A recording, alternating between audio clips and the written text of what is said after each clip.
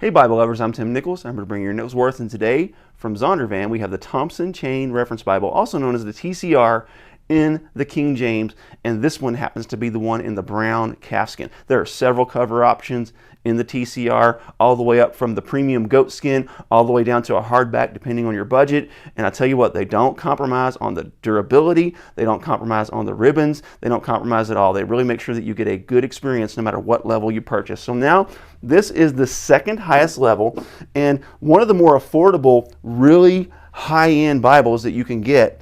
And this one has, of course, the brown calfskin, nice little pebble grain.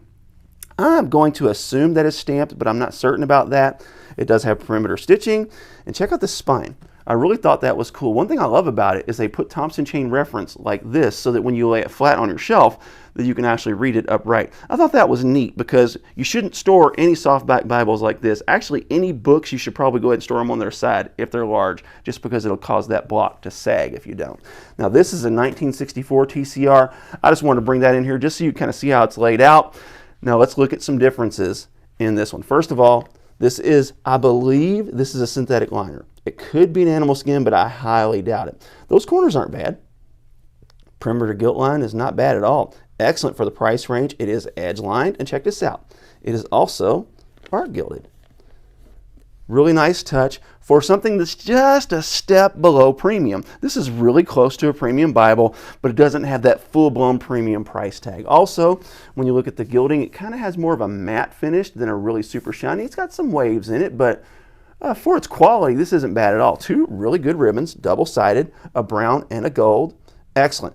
The Premier Collection, Thomas Nelson and Zondervan both never ever cheat on the ribbons no matter what level that you buy. So now let's look at the layout. This is going to be a little bit different, and I'm going to show you some features that this one has that doesn't exist in the earlier editions.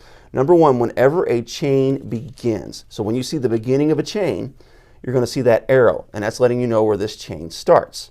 So this chain reference number is 1477, and the next time it's mentioned is in Genesis 7:13. So then you forward to Genesis chapter 7, verse 13, and you're going to see that reference to Ham again, and then it's going to show you where it's mentioned again next. Now when the chain ends, you're going to see, instead of an arrow, you're going to see a box.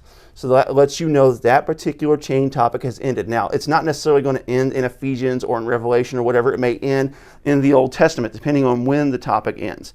Now, you'll see. Let's look at these two layouts. I'm going to go ahead and go to the red letters because I think that's probably going to be important to you. The red letters are much improved. As you can see, the print is much larger. The block is not that much bigger.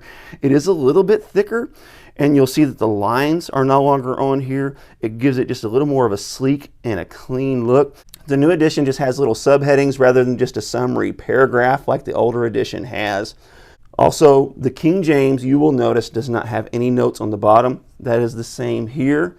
Now, the New King James, the NIV, and the other translations, they're all going to have their textual notes, but the King James does not. You're also going to notice some features missing in the back. Also, check this out.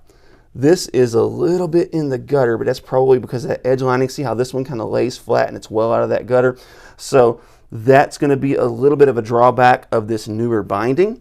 This looks to be probably somewhere in the 30 to 33 GSM paper range. It's a 9.5 font. So this is not going to be the Premier Collection 36 GSM paper, but it is very nice. As you can see, the ghosting is very minimal, not bad at all. Once you get to the additional features in the back, it's going to have an alphabetical index of topics. So it's going to be listed in alphabetical order with the reference number so that you can find it. It's also going to be listed in numeral order according to its reference number. Once you get past that, you're going to notice the archaeological index is missing in that because it was kind of archaic and outdated. You're also going to notice that several of the artworks have either been updated or eliminated because they wanted the text to look a little more modern. As you can see, the numerical index is very, very massive, but it still has your biblical characters with updated artwork and maps. It also still has your outline of the apostles with an updated graph. It has your messianic prophecies and fulfillment arranged chronologically with an updated graph. So it's going to have some very nice features, journeys of Solomon. So some of the things that you're used to seeing is going to still be in here, but you are going to notice some things missing. And then ultimately, it also has some note pages in the back. And then finally, it has your Zondervan maps closing with this. I love that they put the ISBN number in the liner. I hate it when they put it on a nice cover. So this is excellent. This is an excellent addition. I am happy to have a King James. I am really looking forward to the New King James Thompson Chain Reference Bible. I cannot wait to see how that's going to look with that in KJV amazing, beautiful comfort print. God bless you. Keep calm. Jesus on. This is your Nicholsworth.